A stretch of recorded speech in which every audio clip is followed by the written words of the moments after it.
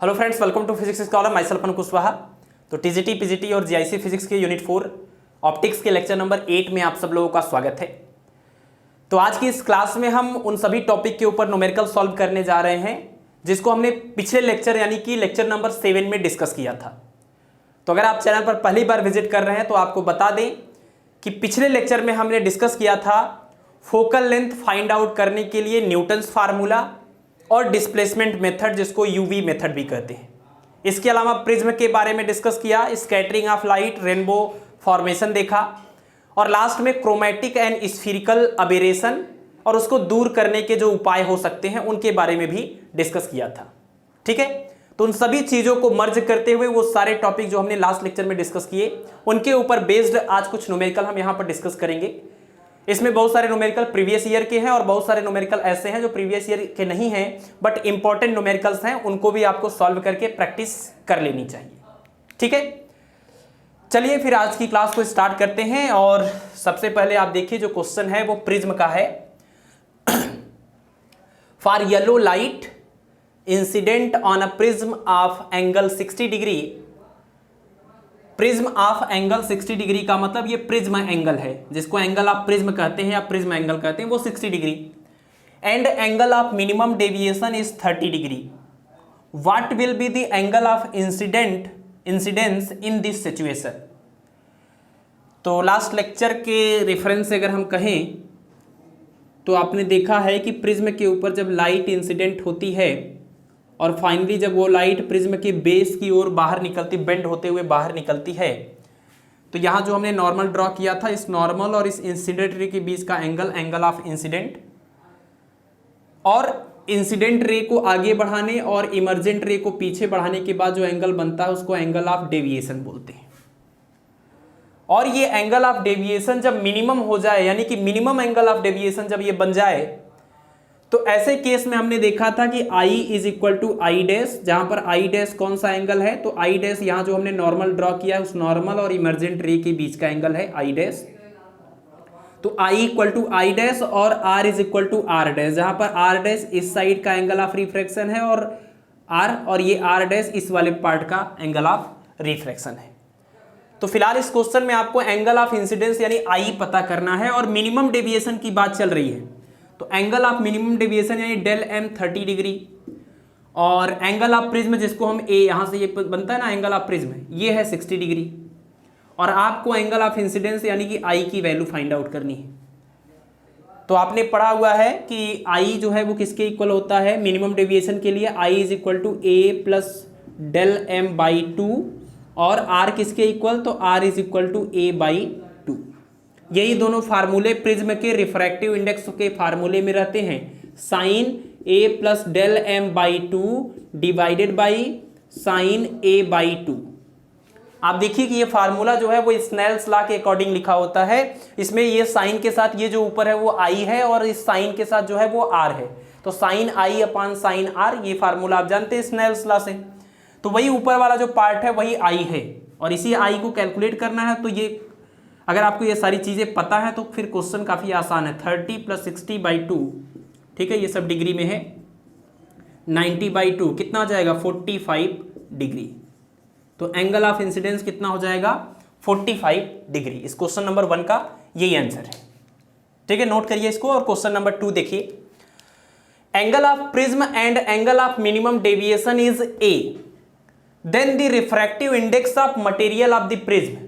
ये प्रिज्म जिस मटेरियल का बना हुआ है उस मटेरियल का रिफ्रैक्टिव इंडेक्स बताना है और कंडीशन ये है कि उसका एंगल ऑफ प्रिज्म और एंगल ऑफ मिनिमम डेविएशन दोनों इक्वल हैं और किसके इक्वल हैं, ए के इक्वल है।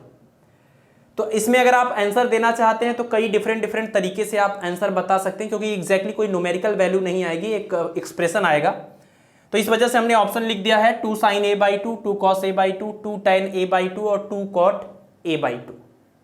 ठीक है, तो अब जरा देखिए यहां पर कि एंगल ऑफ इंसिडेंट और प्रिज्म एंगल और एंगल ऑफ मिनिमम डेविएशन दोनों ए के इक्वल है। तो अगर प्रिज्म एंगल तो ए होता ही था और एंगल ऑफ मिनिमम डेविएशन जिसको हम डेल एम से एक्सप्रेस करते थे बट क्वेश्चन में दिया हुआ है कि डेल एम भी ए के इक्वल है। तो आपको रिफ्रैक्टिव इंडेक्स फाइंड आउट करना है। तो यही फार्मूला आपके पास है, तो mu is equal to sine और देखिए जो भी आंसर आपको बताना है वो ए के टर्म में बताना है आपको। तो sine A plus del M by two divided by sine A by two. Value put कर दीजिए, और कैसे पुट करना है, तो डेल एम की जगह पर ए पुट करेंगे तभी जाके हमारा जो पूरा फाइनल एक्सप्रेशन आएगा वो ए के टर्म में आएगा। तो डेल एम की जगह पर ए रख दीजिए, तो sine A plus A by two divided by sine A by two, और a प्लस ए, टू से टू कैंसिल, a बचेगा, दैट मीन्स साइन a ऊपर बचेगा और नीचे आएगा साइन a बाई टू। और ये नीचे साइन a बाई टू है, ऊपर साइन a है, तो आप एक फार्मूला ये जानते हैं कि sign 2a is equal to क्या होता है, 2 sine a into cos a। मान लीजिए 2a की बजाय साइन यहाँ पर सिर्फ a होता तब क्या आता, तो आप देखिए 2a यहाँ पर है तो उसी का आधा a लिखा है और उसी का आधा a लिखा हुआ है। तो अगर सिर्फ a रहेगा तो क्या लिखेंगे, उसका आधा 2 साइन a बाई टू, और यहाँ पर भी लिखेंगे कॉस a बाई टू। तो यही फार्मूला हम यहाँ पर अप्लाई करते हैं। तो 2 sine a by two into cos a by two upon sine a by two, और साइन a बाई टू से sine a by two cancel हो जाएगा, तो क्या बचेगा, mu is equal to 2 cos a by two. तो question number 2 का answer आ जाएगा 2 कॉस a बाई टू। यही होगा refractive index of the material of the prism. ठीक है, ये क्वेश्चन थोड़ा इंपॉर्टेंट है, इसको आप इंपॉर्टेंट में लिख लीजिएगा। ठीक है, चलिए दोनों क्वेश्चन नोट करिए जल्दी से। और क्वेश्चन नंबर अब 3 देखिए। तो क्वेश्चन नंबर 3 यूवी मेथड से है, जो आपने कल की क्लास में देखा था, न्यूटन्स फार्मूला और यूवी मेथड, जिससे हम कॉन्वेक्स लेंस की फोकल लेंथ बहुत ही इजीली कैलकुलेट कर सकते हैं। तो यूवी मेथड या डिस्प्लेसमेंट मेथड में length of images in 2 positions are 9 centimeter and 4 centimeter respectively. The length of the object is। तो कल हमने देखिए फार्मूला भले ही डिस्कस किया, यूवी मेथड का फार्मूला हमने डिस्कस किया था, बट उसमें एक फार्मूला मिस हो गया था जिसके ऊपर ये न्यूमेरिकल पूछा गया है। तो आप जो भी नोट्स बना रहे हैं उस नोट्स में यूवी मेथड के साथ ही एक फार्मूला और ऐड कर लीजिए। तो हमने आपको कुछ ऐसे बताया था कल कि अगर ये कोई लेंस है, कॉन्वेक्स लेंस है, और ये कोई ऑब्जेक्ट है यानी पिन ओ डैश है, और यहाँ पर इसका कोई इमेज बनता है जिसको हमने आई और आई डैश बोला था, और ये कहाँ बनता है इमेज, तो जस्ट इसके ऊपर यहाँ एक पिन है एस डैश, उसी के जस्ट नीचे ये इमेज बना था इस सिचुएशन में। फिर दूसरा सिचुएशन ये था कि अगर हम इस लेंस को आगे खिसकाएं और इस लेंस को सपोज कि इस कंडीशन में पहुंचाने के बाद इस पिन का जो इमेज है वो फिर से यहीं पर बन रहा हो, लेकिन थोड़ा छोटा बन रहा हो, और इसका नाम है, ये पॉइंट आई था तो इसको आई डबल डैश बोल सकते हैं। ठीक है, और दोनों सिचुएशन कह लीजिए, दोनों लेंसेज की जो डिफरेंट सिचुएशन है उनके बीच का सेपरेशन है d, जो कि 4f से कंडीशन है कि d must be greater than 4f। इस लेंस की फोकल लेंथ से के 4 गुने से ज़्यादा होना चाहिए। और इस पिन और इस पिन के बीच का जो डिस्टेंस है वो a है, तो f is equal to A square minus D square upon 4a।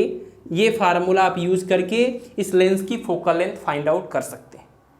लेकिन इसके साथ एक और इंपॉर्टेंट फार्मूला इसमें था जो मिस हो गया, उसको आप लिखेंगे कि हाइट ऑफ ऑब्जेक्ट यानी कि ओ डैश ये किसके इक्वल होता है, तो जियोमेट्रिक मीन आप समझते होंगे ना। जैसे आप देखिए, अगर एक नंबर a है, एक b है और एक c है, इसका अगर हम जियोमेट्रिक मीन निकालना चाहते हैं तो ये जो अगर ये b जो है वो a और c का जियोमेट्रिक मीन है तो किसके इक्वल होगा, तो b equal to under root a into C. इसको बोलते हैं b is the geometric mean of a and c।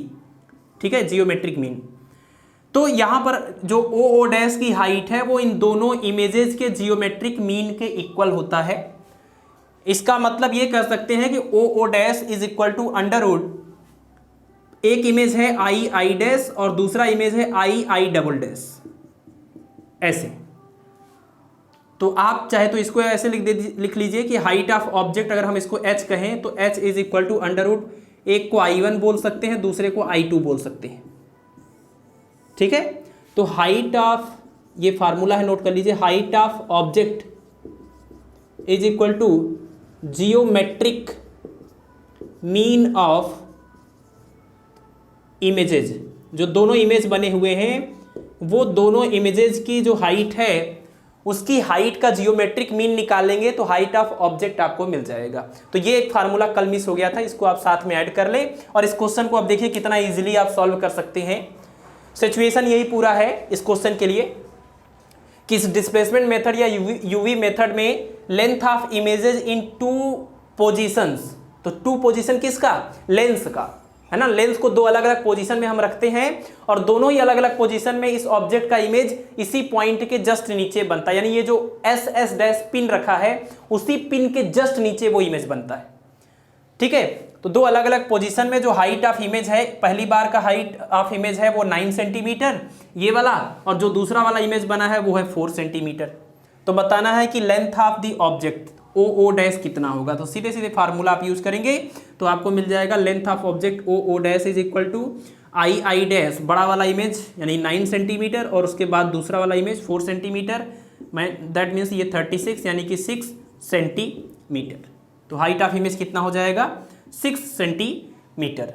तो बहुत ही आसान है अगर आपको ये फार्मूले, इस सारी थियरी अगर आपको समझ में आती है तो।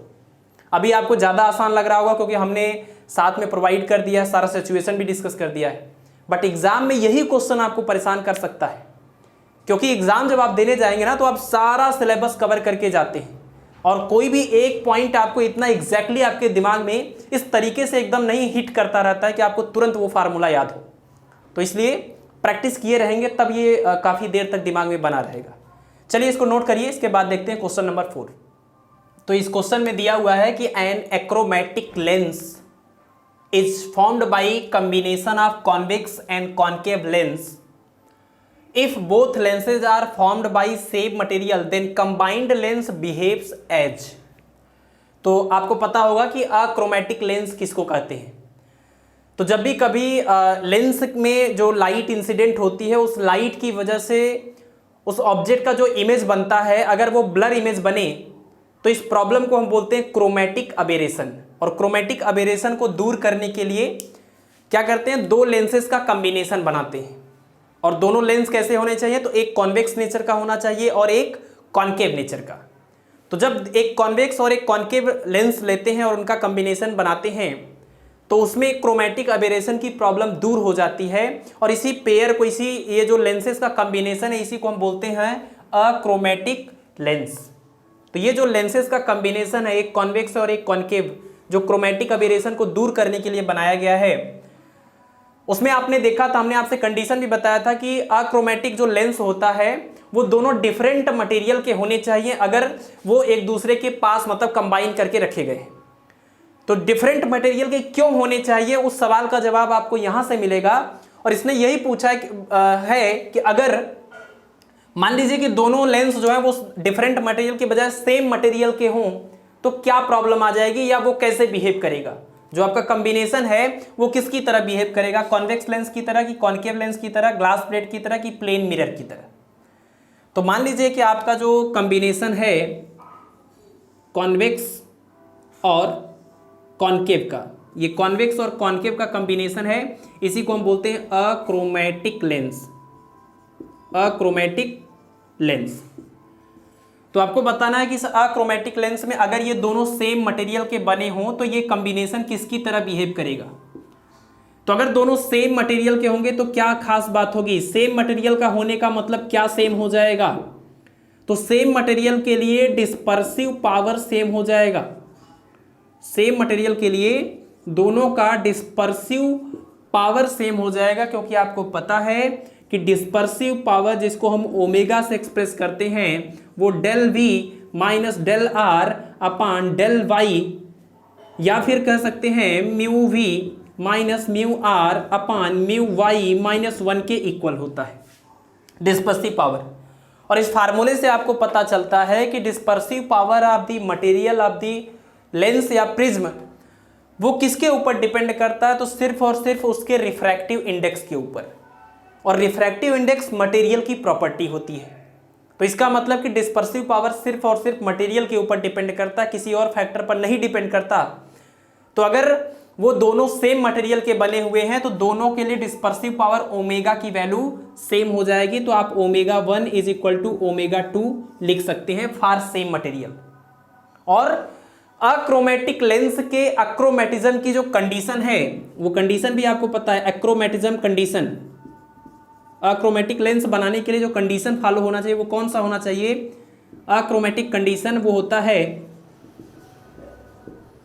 ω1/f1 plus ω2/f2 is equal to 0। ये है अक्रोमेटिज्म कंडीशन जो इन दोनों अक्रोमेटिक लेंस के द्वारा फॉलो होना चाहिए, तभी जाकर के क्रोमेटिक अबेरेशन की प्रॉब्लम को ये दूर कर पाएगा। जिसमें से ω1/f1 ये पहले यानी कॉन्वेक्स लेंस के लिए है और ω2/f2 ये दूसरे यानी कि कॉन्केव लेंस के लिए। ठीक, तो अब इसमें अगर हम ω1 और ω2 दोनों बराबर रख दें, क्योंकि सेम मटेरियल के दोनों लेंस बने हुए हैं, तो ω1 और ω2 दोनों को हम ओमेगा के इक्वल लिख दें, तो ω/f1 plus ω/f2 is equal to 0। Omega common लेंगे और वो उधर जाके 0 हो जाएगा, तो कुल मिला के आप यहाँ से पाएंगे 1/f1 plus 1/f2 is equal to 0। और कम्बिनेशन ऑफ लेंस में आपने फार्मूला पढ़ा था कि अगर f1 और f2 फोकल लेंथ के दो लेंस कंबाइन कर दिए जाएं तो 1/f1 plus 1/f2 is equal to 1/F बोला जाएगा, और जो कैपिटल F होगा वो कंबाइंड लेंस का फोकल लेंथ होगा, तो 1/F इसको लिख सकते हैं इज इक्वल टू 0। और 1/F इक्वल टू 0 का मतलब यहां से आप F की वैल्यू निकालेंगे तो कितना आ जाएगा? इनफाइनाइट। यानी कि ये जो कंबाइंड लेंस है कॉन्वेक्स और कॉन्केव, ये पूरा कंबाइंड लेंस का फोकल लेंथ होगा इन्फिनिटी, और फोकल लेंथ इन्फिनिटी होने का मतलब कि ये किसकी तरह बिहेव करेगा? किसका फोकल लेंथ इन्फिनिटी होता है इन चारों में से? तो देखिए, इसका भी फोकल लेंथ इन्फिनिटी होता है और इसका भी फोकल लेंथ इन्फिनिटी होता है। बट मिरर तो ये हो नहीं सकता, क्योंकि मिरर के लिए रिफ्लेक्शन होना चाहिए, इसमें रिफ्लेक्शन थोड़ी होगा, इसमें रिफ्रैक्शन होगा, है ना, क्योंकि ये ट्रांसपेरेंट मीडियम है, तो इसलिए ये ऑप्शन नहीं होगा। फोकल लेंथ को भले ये फॉलो कर रहा है लेकिन ये ऑप्शन हो नहीं सकता, ये ट्रांसपेरेंट मीडियम है, तो क्या हो जाएगा? Glass plate.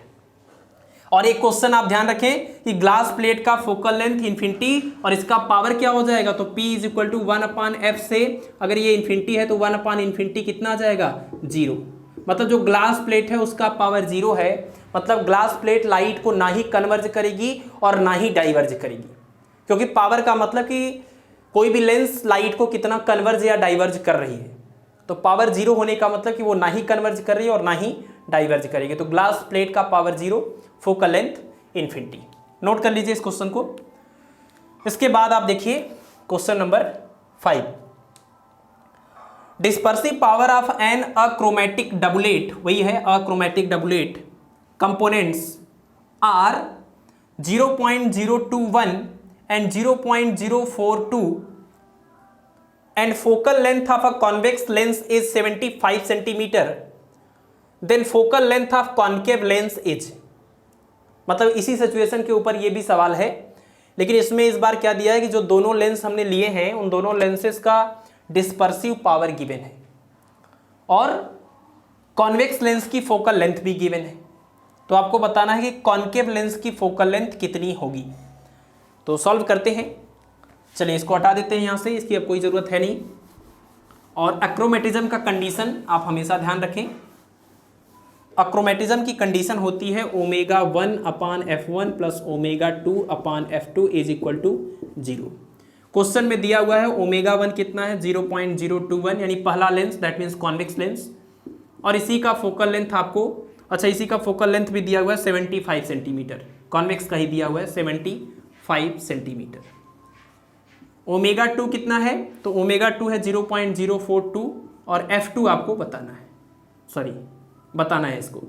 तो अक्रोमेटिज्म की जो कंडीशन है उसी में आप वैल्यू पुट कर दीजिए, अननोन क्वांटिटी कैलकुलेट हो जाएगी, यानी 0.021/75 प्लस यहाँ से कितना हो जाएगा 0.042/f2 is equal to 0। Transpose कर दीजिए 0.01/75 is equal to minus 0.042/f2। Cross multiplication करिए तो f2 कितना हो जाएगा? माइनस 0.042/0.021 इंटू 75, और इसका देखिए जस्ट ये 2 गुना है तो 2 से मल्टीप्लाई इधर और फिर 2 से इसमें कर देंगे, कितना हो जाएगा 150 सेंटीमीटर। और ये जो माइनस यहाँ था, एक ये माइनस था ना, ये वाला माइनस, तो ये माइनस यहाँ साथ में रखा रहेगा। और कॉन्केव लेंस की फोकल लेंथ निगेटिव भी होती है, तो f2 यानी कि कॉन्केव लेंस की फोकल लेंथ कितनी आ जाएगी? -150 सेंटीमीटर सेंटीमीटर। ठीक है, तो क्वेश्चन नंबर 5 का आंसर होगा 150 सेंटीमीटर। कॉन्केव की फोकल लेंथ 150 होगी और माइनस ये बता रहा है कि कॉन्केव लेंस है दूसरा वाला। अच्छा ध्यान रखें इसमें कि जो अक्रोमेटिज्म की कंडीशन होती है, जो अक्रोमेटिक लेंस हम बनाते हैं कॉम्बिनेशन से, उसमें अगर हम पहले कौन सा लेंस ले लें, कॉन्केव, तो पहले अगर हम कॉन्केव लेंस ले लेंगे तो जब लाइट उसके ऊपर इंसिडेंट होगी तो वो क्या करेगी, लाइट को पहले ही, क्योंकि कॉन्केव लेंस डाइवर्जिंग नेचर की होती है, तो कॉन्केव लाइट को डाइवर्ज कर देगा। और ऐसा हो सकता है कि वो इतना लाइट को डाइवर्ज कर दे कि आगे जो कॉन्वेक्स लेंस आपने रखा है उसके ऊपर वो लाइट इंसिडेंट ही ना हो, इतना ज़्यादा वो डाइवर्ज कर दे। तो पहले यहाँ पर कॉन्वेक्स रखा होता है और कॉन्वेक्स क्या करता है, कन्वर्जिंग नेचर का होता है, तो लाइट जो इसके ऊपर इंसिडेंट होगी उसको कन्वर्ज करेगा, और कन्वर्ज करेगा तो पक्का है कि वो आगे, मतलब कंफर्म है कि वो आगे वाले कॉन्केव लेंस के ऊपर भी लाइट इंसिडेंट होगी, और दोनों मिल करके इस तरह का इफेक्ट प्रोड्यूस करेंगे कि क्रोमैटिक अबेरेशन की प्रॉब्लम दूर हो जाएगी। ठीक है, इसीलिए इस कंडीशन को बोलते हैं अक्रोमैटिज्म कंडीशन। क्वेश्चन नंबर 6 दिया हुआ है, क्रोमैटिक अबेरेशन इज ड्यू टू, मतलब ये जो क्रोमैटिक अबेरेशन की प्रॉब्लम होती है कि लेंस के, अगर सिंगल लेंस है उसके ऊपर जब लाइट, व्हाइट लाइट इंसिडेंट करते हैं तो जो इमेज बनता है वो इमेज कलर्ड और ब्लर्ड बनता है, उसका कारण क्या है, रिफ्लेक्शन, रिफ्रैक्शन, डिफ्रैक्शन और डिस्पर्सन। तो बताइए आप लोग कौन सा कारण होता है इसमें। तो इसका मेन कारण होता है रिफ्रैक्शन ऑफ लाइट। ठीक है, कैसे, अब इसको भी आप समझ लीजिए। तो अगर आपने लास्ट लेक्चर देखा है तो कोई प्रॉब्लम नहीं है, बट फिर भी यहाँ पर न्यूमेरिकल के पॉइंट ऑफ व्यू से डिस्कस कर रहे हैं तो बता देते हैं, क्योंकि ऐसा भी हो सकता है बहुत सारे लोग आप लोगों में से इस लेक्चर में सीधे विजिट किए हों। तो देखिए क्रोमैटिक अबेरेशन में क्या होता है, सपोज ये आपके पास लेंस है और ये आपने व्हाइट लाइट इंसिडेंट किया, इसमें डिफरेंट वेवलेंथ है, कॉम्बिनेशन है उसका, व्हाइट लाइट है तो आपको पता है कि जो भी ट्रांसपेरेंट मटेरियल होता है उसका जो रिफ्रैक्टिव इंडेक्स होता है म्यू, वो इंसिडेंट लाइट के वेवलेंथ के हिसाब से उसकी वैल्यू काम करती है। यानी आप जानते हैं कि 1/f is equal to mu -1 और 1/r1 - 1/r2, यानी अलग अलग कलर के लिए, है ना। यहाँ से आपने एक चीज़ पढ़ा था कि म्यू, एक सेकेंड, ये जो म्यू का फार्मूला आपने देखा था, mu is equal to a+b/λ, ये फार्मूला पता है सबको, इसको बोलते हैं कॉची फार्मूला, कॉची फार्मूला। और इस फार्मूले से हमको ये पता चलता है कि जो मटेरियल का, ट्रांसपेरेंट मटेरियल का जो रिफ्रैक्टिव इंडेक्स है वो इंसिडेंट लाइट के वेवलेंथ के ऊपर डिपेंड करती है। इसमें a और b कांस्टेंट है, इस फार्मूले को आप नोट कर लीजिए। तो अलग अलग वेवलेंथ के लिए रिफ्रैक्टिव इंडेक्स अलग अलग काम करेगा, जिसका वेवलेंथ कम होगा उसके लिए ज्यादा रिफ्रैक्टिव इंडेक्स, जिसका वेवलेंथ ज्यादा होगा उसके लिए कम रिफ्रैक्टिव इंडेक्स। तो वायलेट का, अब विबग्योर के अकॉर्डिंग आप जानते हैं वेवलेंथ का ये सीक्वेंस होता है, ये वायलेट है और ये रेड है, इसका रिफ्रैक्टिव, इसका वेवलेंथ सबसे कम और इसका वेवलेंथ सबसे ज्यादा, इन सातों में। तो वायलेट का वेवलेंथ सबसे कम होने की वजह से वायलेट के लिए जो रिफ्रैक्टिव इंडेक्स काम करता है वो सबसे ज्यादा काम करता है, यानी कि आपको मिलता है mu V is greater than mu R, mu V is greater than mu R, यानी वायलेट के लिए सबसे ज्यादा रिफ्रैक्टिव इंडेक्स और रेड के लिए सबसे कम रिफ्रैक्टिव इंडेक्स। वायलेट के लिए सबसे ज्यादा रिफ्रैक्टिव इंडेक्स होने पर यहां से पता चल रहा है कि वायलेट के लिए फोकल लेंथ सबसे कम होगा और रेड के लिए फोकल लेंथ सबसे ज्यादा होगा। तो वायलेट के लिए फोकल लेंथ सबसे कम होगा, यानी कि वायलेट सबसे पहले कन्वर्ज हो जाएगा, क्योंकि पैरेलल रे फोकस पर ही जाती है, तो वायलेट कलर यहीं पर मिल जाएंगी। रेड के लिए सबसे बड़ा ज्यादा फोकल लेंथ होता है, ये कॉची फार्मूला आप लिख लीजिए। रेड के लिए सबसे ज्यादा रिफ्रैक्टिव इंडेक्स काम करता है, सॉरी फोकल लेंथ काम करता है, तो रेड कलर का सपोज की फोकस पॉइंट यहाँ पर है, तो ये लाइट यहाँ पर जाके कन्वर्ज होगी।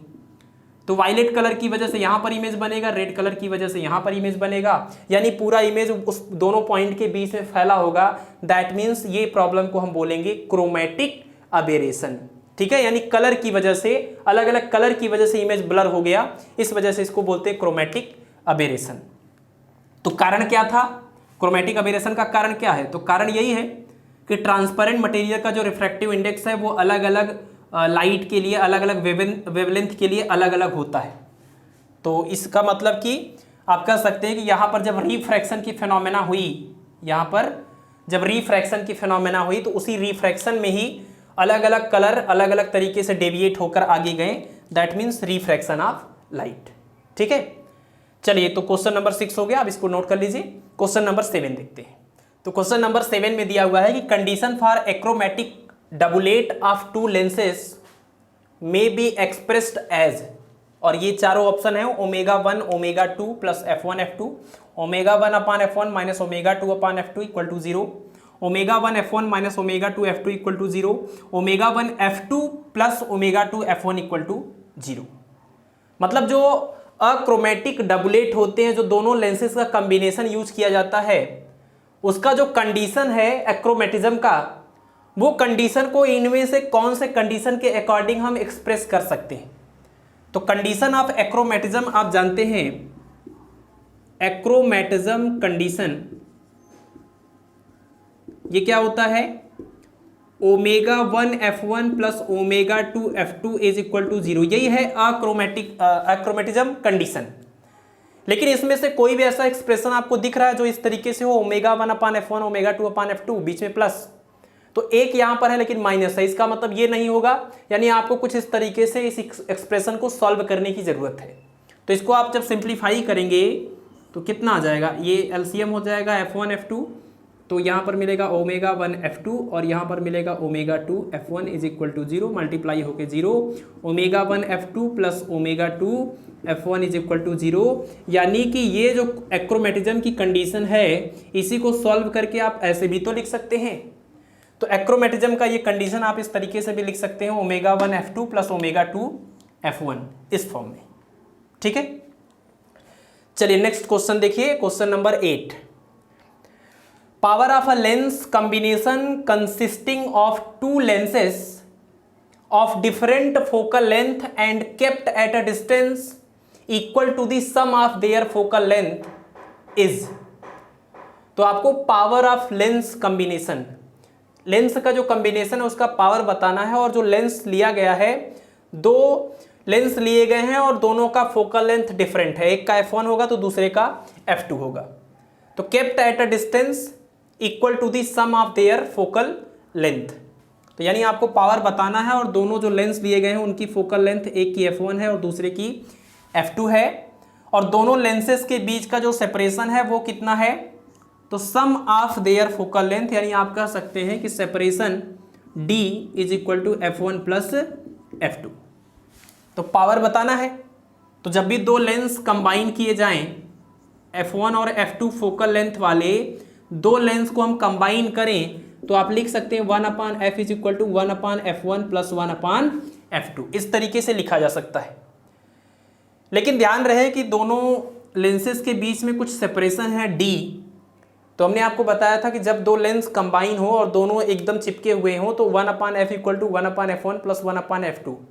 लेकिन अगर उनके बीच का कोई सेपरेशन d हो तो आप उसको लिखते हैं माइनस ऑफ d और अपान में f1 f2, इस तरीके का एक्सप्रेशन लिखते हैं कॉम्बिनेशन ऑफ लेंसेज के लिए। और क्वेश्चन में ये दिया हुआ है कि जो सेपरेशन है, अगर एक लेंस ये है और एक लेंस ये है, अब बना तो नहीं रहे कॉन्वेक्स है कि कॉन्केव है, वो छोड़ दीजिए आप, तो ये जो दोनों लेंसेज हैं इनके बीच का जो सेपरेशन है वो है f1 प्लस f2, तो d की जगह पर हम f1 प्लस f2 लिख सकते हैं। इसको आप सिंप्लीफाई करिए, तो d की जगह पर f1 प्लस f2 लिखेंगे तो क्या हो जाएगा यहाँ पर, इसको हम सॉल्व करते हैं। चलिए ऊपर वाले क्वेश्चन को मिटा देते हैं,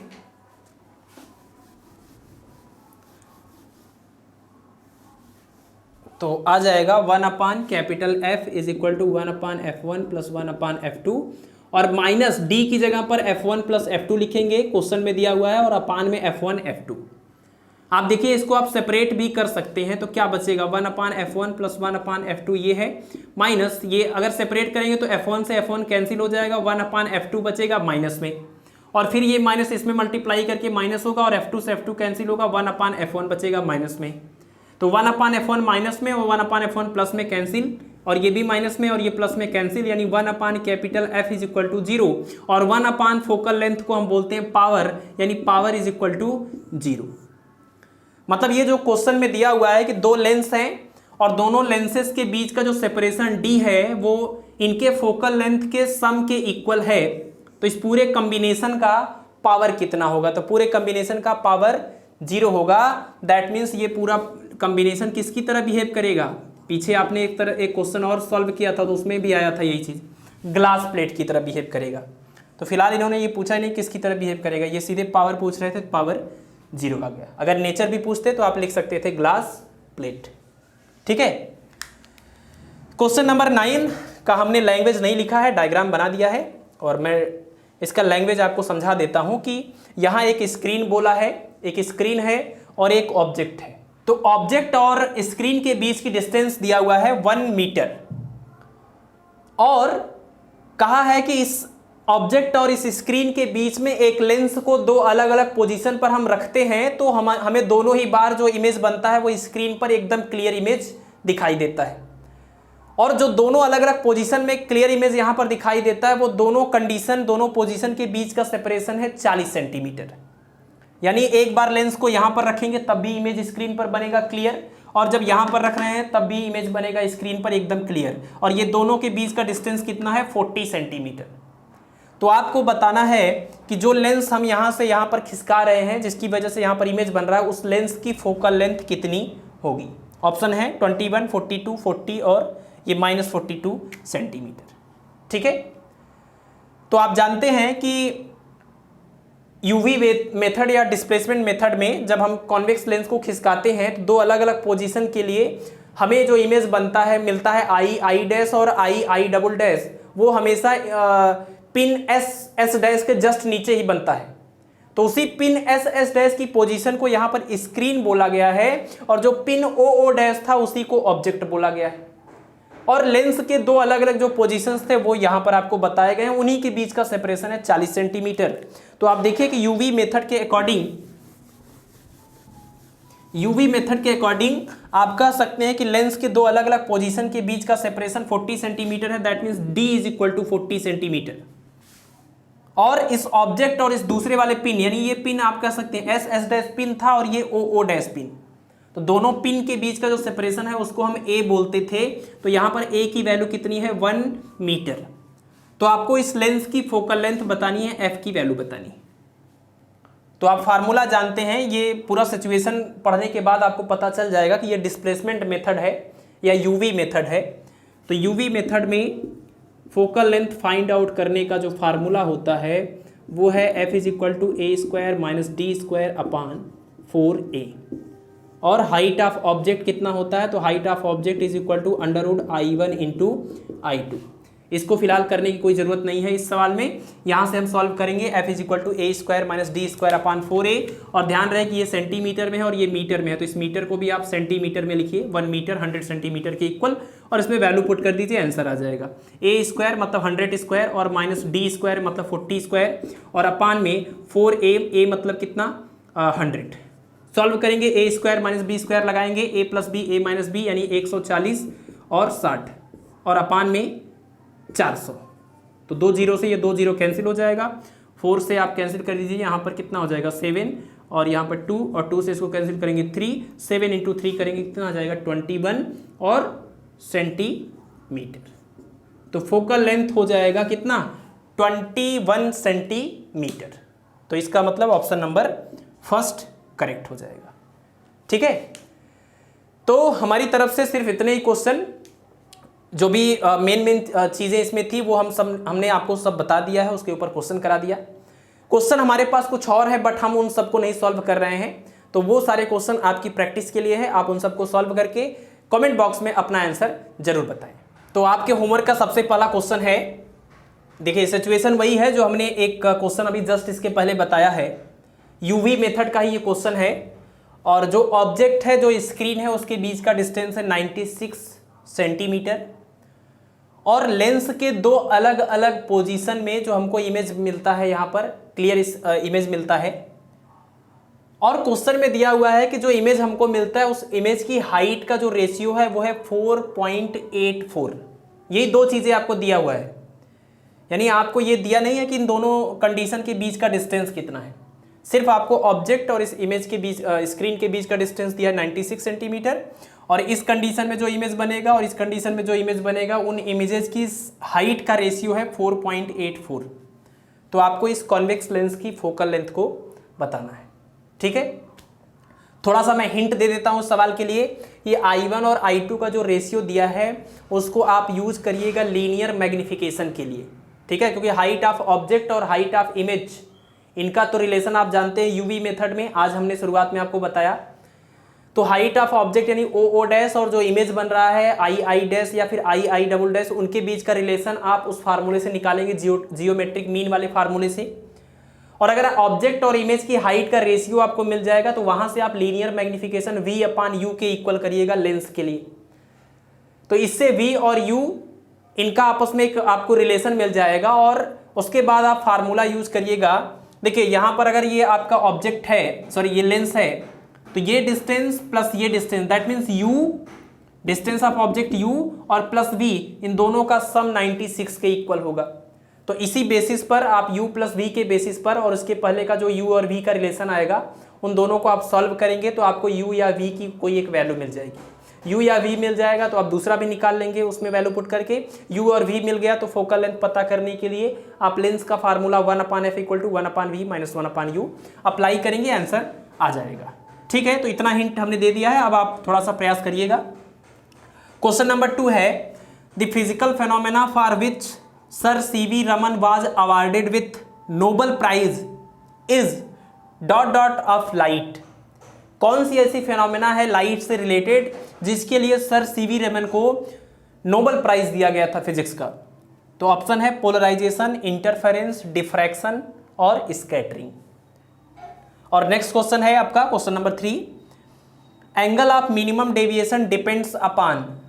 प्रिज्म का जो एंगल ऑफ मिनिमम डेविएशन होता है वो किसके ऊपर डिपेंड करता है? ओनली ऑन प्रिज्म एंगल, या फिर prism angle and refractive index, या फिर ओनली ऑन रिफ्रैक्टिव इंडेक्स, और लास्ट में है नन ऑफ दीज एबव। तो ये चारों ऑप्शन में से आपको बताना है कौन सा ऑप्शन करेक्ट होगा। अब क्वेश्चन नंबर 4 देखिए।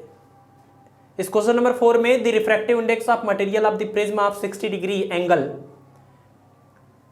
For yellow light is √2।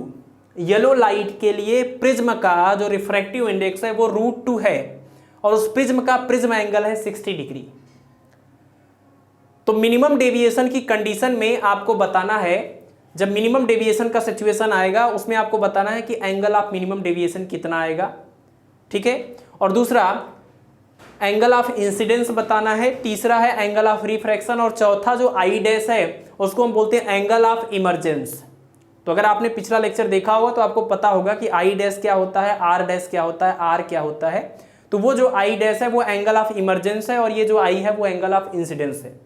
तो मिनिमम डेविएशन की कंडीशन में ये सारी वैल्यूज आपको कैलकुलेट करनी है। ठीक है, question number 5, chromatic aberration and spherical aberration both is minimum for 2 convex lenses of focal length f1 and f2।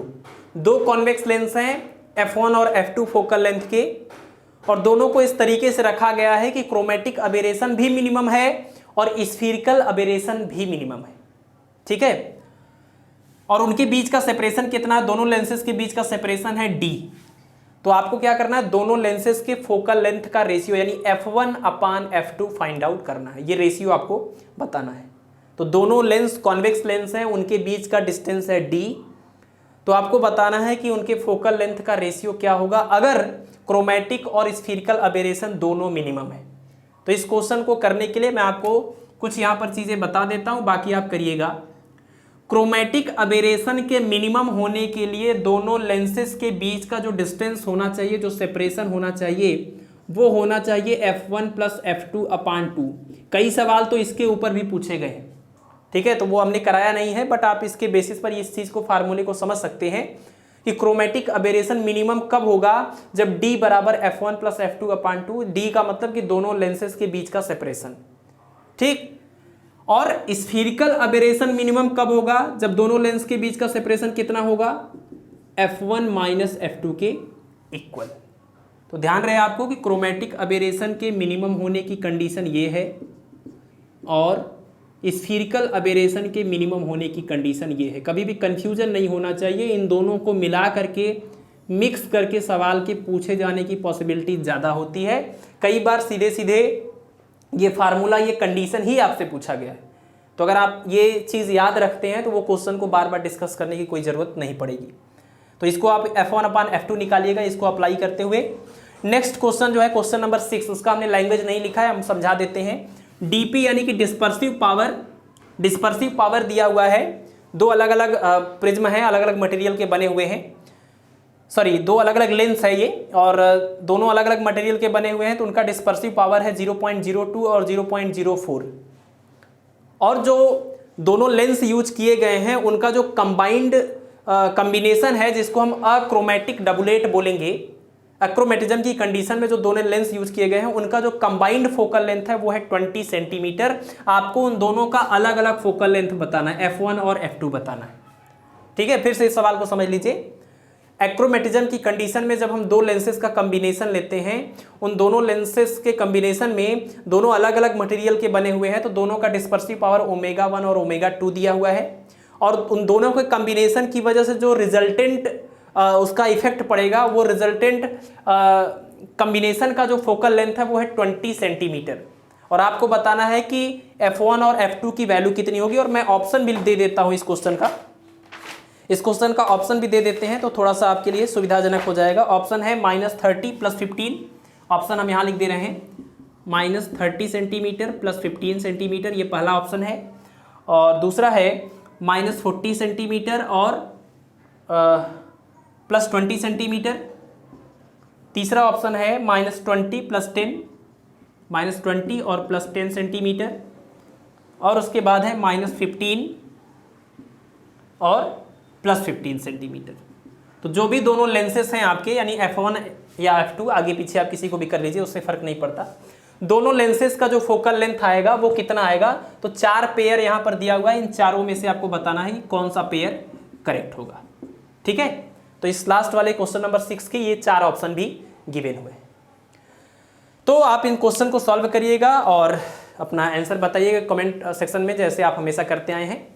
तो आप लोग पढ़ाई करते रहें और स्वास्थ्य का ध्यान रखें। अब हम आपसे मिलेंगे नेक्स्ट लेक्चर, यानी कि लेक्चर नंबर 9 में। धन्यवाद।